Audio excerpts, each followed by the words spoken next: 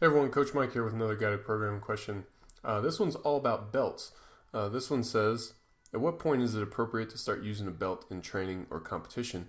I've been told that I should wait to use a belt until I've been training for 9 months to a year because then I've accrued enough core strength that I've learned how to brace independently without relying on the belt as a crutch. And also as a follow-up, do you need two different size belts for the squat and the deadlift? What size belt should a smaller woman, 52 kilos, wear? And should it be a lever belt or a prong? Well, lots going on here, and I'm going to see if I can answer this succinctly.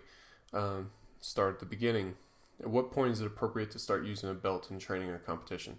It doesn't hurt you to wait. So waiting 9 months to a year, that's not a problem. Now, given the nature of the programming that you're doing, since you're doing RTS style programming, it doesn't hurt you to push that up a little bit sooner either. If you wanted to use a belt before that 9 months to a year mark, that would be perfectly fine, because the program that you're getting has a lot of beltless work built into it. There's plenty of work in this program that's going to teach you core bracing and stuff like that. You're not at risk for missing out on that lesson. So in that sense, given the program that you're doing, you're going to start lifting more weight sooner if you use a belt sooner. And given that, I think that's going to be better for you in the long run, but I think it's going to be a mostly negligible difference. So go with what you feel like doing, to be honest. Your follow-up questions. The first one says, do you need two different size belts for squat and deadlift?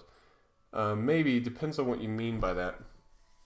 I know that some people, particularly smaller people, smaller ladies, have issues with the width of the belt sometimes. A standard powerlifting belt is 4 inches in width as it sits on your abdomen. And some, like I said, some smaller people seem to have a problem with that. The belt sits on both their ribs and their pelvis at the same time and causes some pinching pains and stuff like that. And several people have had some success going with a 3-inch belt. You know, something slightly narrower allows them to avoid that sort of pain discomfort. I would recommend that you find a friend that has a belt and try it out first. If you could, put it on, do a few sets with it, that's going to tell you a lot. If, a 4-inch belt is fine, then I would go with a 4-inch belt. If you're going to need a 3-inch, now do some squats and some deadlifts. I think opting for the wider belt, as wide as is legal in your federation, is going to be the best bet. But also it needs to be pain-free as well. So balancing those two criteria is what's going to determine whether you need one belt or two and what the width is going to be on those. As far as lever or prong, for your first belt, I would say going with a single prong is probably the best bet. That allows you the flexibility to change the sizing very easily, from one set to the next. Single prongs are also fairly easy to operate as well. Lever belts do get tighter in general, but you don't even know if you want that yet. Plus, there's the added pain in the butt from, having to get out a screwdriver to change the lever placement if you so happen to use a different placement for your squats and your deadlifts. So I would definitely go with the single prong for right now.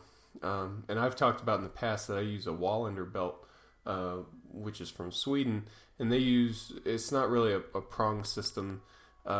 It's kind of a hybrid between a prong and a lever, which I really like a lot.